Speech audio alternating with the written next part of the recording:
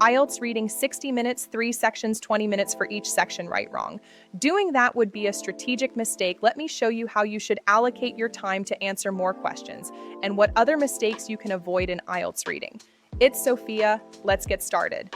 Okay, the problem with these instructions is that in the first section, the questions are the easiest, but they progressively get harder and harder. And you should leave yourself more time to answer questions at the end. So the mistake is starting slowly. Instead, try to spend 15 minutes on the first section, 20 on the second, and about 25 on the third. And if you take a paper-based IELTS exam, you do need to keep track of time yourself. Invigilators will only tell you when you have 10 minutes left and 5 minutes, because in a computer-based test, the timer is right on the screen in front of you. The second mistake is not paying attention to pesky little details that can cost you valuable points. Let's have a look at these 2 tasks in each of them. We need to write the correct letter for each answer. However, in the first task, you can only use each letter once. Well, in this second, you may use any letter more than once.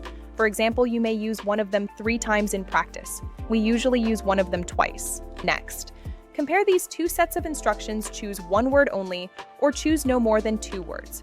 If you write more words than required or allowed, the answer will be incorrect.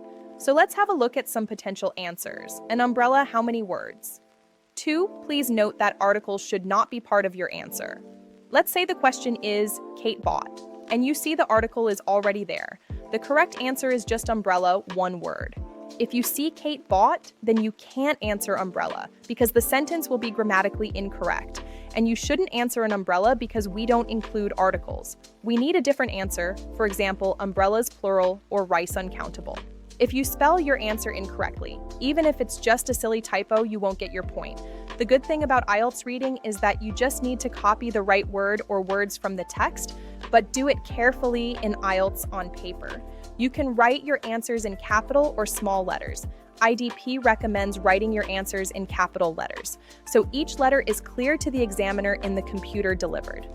IELTS handwriting is not an issue, so you should try to write all words using upper and lowercase. If you use caps lock to capitalize all the answers, they will still be counted, but the recommendation is not to do this. Now let me show you something that may surprise you, the infamous true, false, not given questions. The instructions clearly say to write the words true, false, not given. What if you just write T instead of true, or even worse? What if you mix up the tasks and write Y or yes instead of true? Well, there is a confirmation on the official IELTS channel that all these answers will be marked as correct. Now let's have a look at this task. Write the correct letter. Let's say the answer is A. What if you write the word pressure? The truth is, I haven't found a confirmation if this is acceptable, so be careful and write letters, not words. A more fundamental mistake is trying to hack the test, for example, by looking for a keyword from the question in the passage, or by reading only the first sentence of each paragraph to know what this paragraph is about. In short, any advice that promises you that you don't have to read the whole passage won't work. Looking for matching keywords is particularly dangerous. Here is why IELTS test writers start with an article from a magazine or a newspaper, then they think about what questions they could ask, and finally what options they could add to each question. Basically, in most cases, correct answers are paraphrased. If you see the keywords from one of the options in the text, this might be a trap. Of course, keywords such as names or dates are not traps. They help you locate the correct part of the passage where the answer is, but they don't direct you to any particular option. Another mistake is reading the whole passage first. Well, it's not that straightforward. This is actually a common technique that may work well for those who are fluent in English and have a good memory. However, if you read relatively slowly, it's going to eat your valuable time. And when it comes to questions, you have to read the text again. Instead, start with your questions. Answers to many question types come in order. This means you can read the first question, find the answer, read the next question, and so on. Of course, some questions don't come in order, and you learn what those are a bit later. The next mistake is rushing when reading questions or options. Our brains have a fantastic ability to read a few words and immediately jump to conclusions as to what the meaning is. This leads to incorrect answers. IELTS reading tests your ability to understand subtleties, find details, and draw conclusions. Slow down.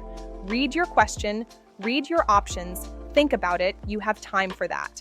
The opposite mistake is wasting too much time on a single question. Yes, sometimes you may be unable to either locate the answer or understand which option is actually correct. This is normal. If you can't answer a question, move on, finish all the questions, and then come back to those. You couldn't answer straight away in my exams.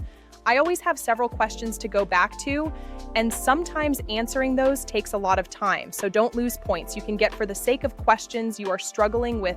Another part of the IELTS reading experience is the vocabulary you don't know. Some passages are just full of technical terms that are really hard, but if you don't know certain terms, certain words, it doesn't mean you can't answer those questions instead of giving up. Try to analyze the text.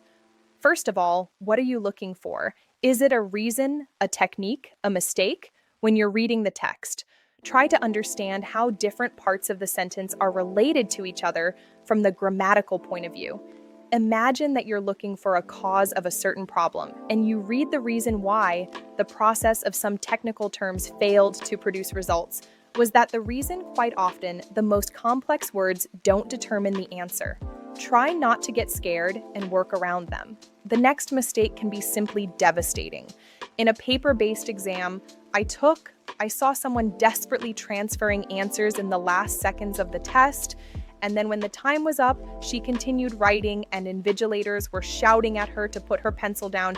Imagine all those lost points. Remember that in IELTS reading there is no extra time. All you've got is 60 minutes. I suggest transferring answers after each section. This is a good opportunity to get a minute of rest before beginning the next section, and it's safe. What you should do in the last minute or two is fill in the answers you couldn't find.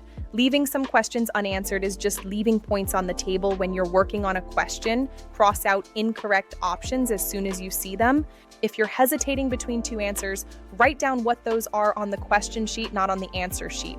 If you take IELTS on computer, you can highlight answers or use the sheet of paper you're given to make notes if you do that and then you can't find the correct answer. You can make your best guess and have a good chance of getting an extra point or two.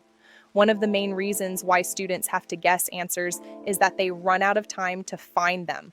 One of the main mistakes that makes things worse is not preparing for different types of questions. Time pressure is the real challenge in IELTS reading. But if you see the task and immediately know the best way to solve it, it helps you save valuable time. So you should definitely prepare for the questions that most people find challenging, such as true, false, not given, and matching headings, and familiarize yourself with the other question types too.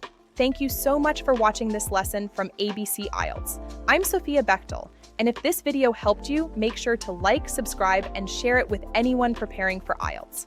Good luck with your preparation and your exam, and I'll see you in the next lesson. Bye.